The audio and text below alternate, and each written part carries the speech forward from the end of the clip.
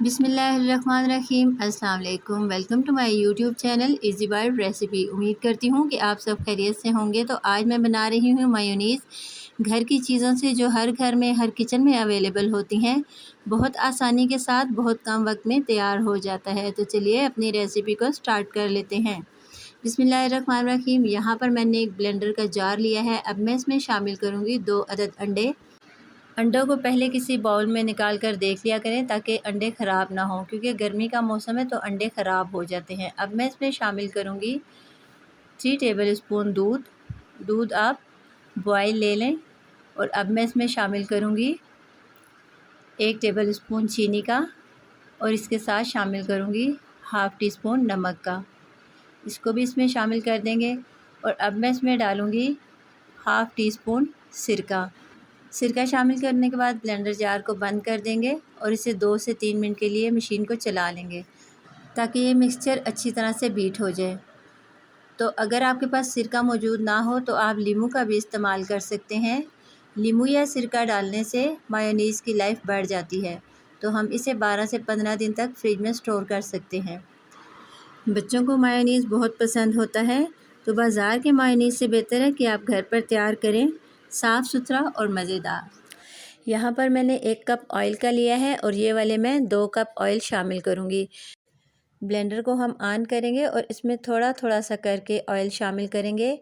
एक साथ यहाँ पर हम ऑयल को शामिल नहीं करेंगे। ब्लेंडर चलता जाएगा और ऑयल को ऐसे शामिल करना है थोड़ा थोड़ा करके। यहाँ पर आप देख सकते हैं इसकी कंसिस्टेंसी आहिस्ता आहिस्ता थिक होती जा रही है। तो यहाँ पर आप देख सकते हैं कि मायोनीज़ क्रीम की फॉर्म में तैयार होता जा रहा है।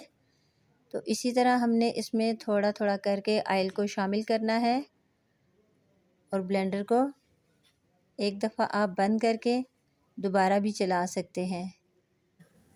तो ये आप देख सकते हैं कि ब्लेंडर पे जार पे हमारा मायोनीज़ कितना थिक सा तैयार हुआ नज़र आ रहा है। तो अब हम इसको खोल कर देख लेते हैं। ब्लेंडर जार को हम खोलेंगे और आपको इसकी कंसिस्टेंसी चेक करवाते हैं। ये देखें, माशाल्लाह सुभान अल्लाह, हमारा मायोनीज़ तैयार हो चुका है माशाल्लाह से। ये देखें कितना क्रीमी और स्मूथ सा बैटर इसका तैयार हुआ है। Role, paratha, snacks, burger, shawarma के साथ सर्व कर सकते हैं आप। बच्चों का बहुत पसंदीदा है और बड़ों का भी। अगर आप मेरे चैनल पे नए हैं तो मेरी वीडियो को लाइक कर दें, शेयर कर दें और मेरे चैनल को सब्सक्राइब कर दें।